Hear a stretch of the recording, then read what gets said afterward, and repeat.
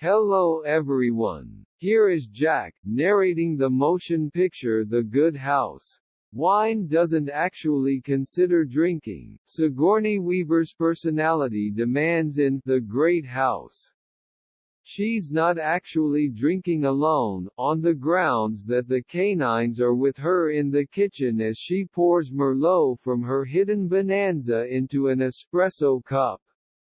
Furthermore, she'll be extra cautious this time, she guarantees, so she's fine to crash into town subsequent to bringing down a couple of glasses.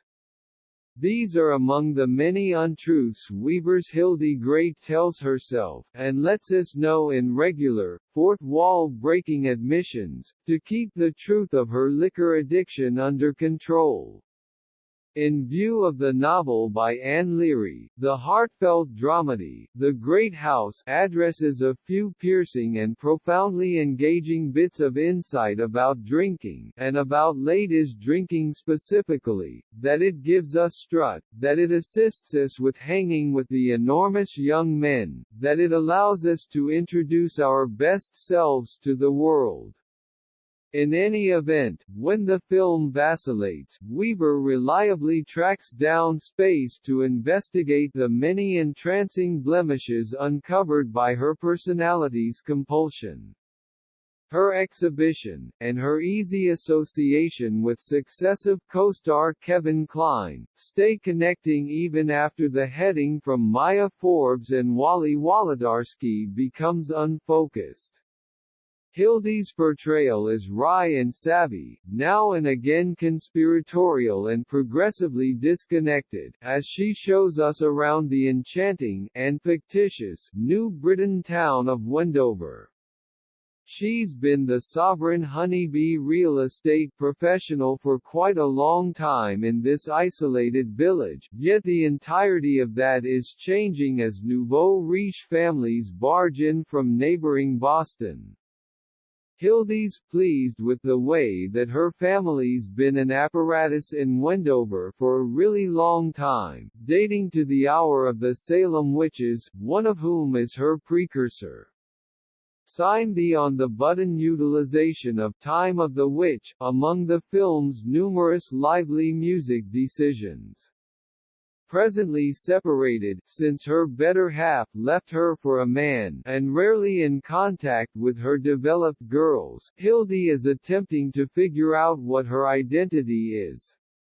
What's more, in spite of the fact that she's newly out of recovery, after a mediation that is played for chuckles in the content from the couple coordinating pair and Thomas Bezucha, being level-headed isn't essential for her new personality. Watching Hildy attempt to keep every one of the balls in the air is both a wellspring of humor and pressure, as the divergence between what her identity is and who she professes to be consistently broadens. She's terrible clients and avoiding calls from the Reach Wanderer showroom, requesting her rent installment. What's more, in the blink of an eye, she's changing from wine to vodka to help her adapt. That is all human and valid, and Weaver plays it with nuance and incredible comic timing. However, the one wellspring of solidness in her life comes from Kline's blunt Getchell, her secondary school fire and first love. He's the town's grouchy project worker, jack of all trades, and his rumpled appearance and sensible disposition could never propose he's the most extravagant person around. Their reluctant fumblings toward reviving their sentiment are entertaining and sweet, the sort of relationship more established crowds don't get to see frequently an adequate number of in the motion pictures any longer. After co-featuring inverse each other during the 90s in Dave and The Ice Tempest, Weaver and Kline have a warm, simple solace in one another's organization, as well as a thorny, prodding friendship. It resembles pulling on a number 1 old sweatshirt you failed to remember you had. such a lot of functions admirably for such a long time in The Great House, that it's disappointing when the film projects its eye somewhere else and starts giving an excessive lot of consideration to the town's fringe figures. Ransack Delaney co-stars as the specialist whose office is higher up from Hildy's. He's clearly going through some sort of private and expert transition of his own. Morena Baccarin is a rookie, the lovely spouse in a rich couple that is simply purchased a Goliath waterfront domain. However, all that in her life isn't so wonderful as it shows up. Catherine Erb is the previous protégé of Hildy's who took every one of her clients when she framed her own organization. There's not a lot to her past frigid looks and snootiness. Also, Beverly D'Angelo breezes in and out as Hildy's experience growing up closest companion and long-term drinking mate.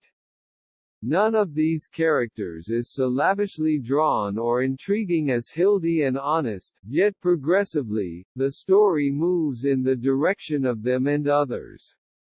They feel like contraptions and plot gadgets, particularly in some third-act drama that appears suddenly and stirs the story up into a vacant free-for-all. It's so wild, you'll consider what's truly occurring and what she's fantasizing. The film obviously looks for profound feelings from us that it won't ever procure.